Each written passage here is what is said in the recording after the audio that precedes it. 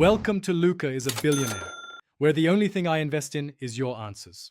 In this video, I will explain how to get concept players in FC25. Concept players are virtual versions of real footballers, perfect for planning your dream team without spending coins.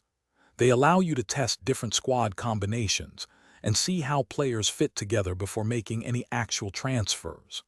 Remember, these players are for planning only and cannot be used in live matches. To begin, navigate to the Ultimate Team menu from the main screen. Once there, you'll want to select the Transfer Market option.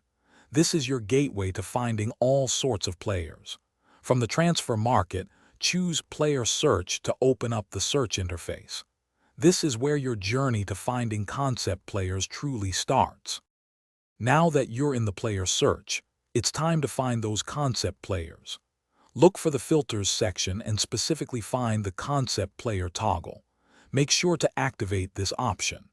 You can then apply other filters like player name, league, or nationality to narrow down your search and find the exact players you're looking for. Once you've found a concept player you want, simply select them from the search results. You'll then see an option to Add to Squad. Choose this, and the player will be placed into your active squad.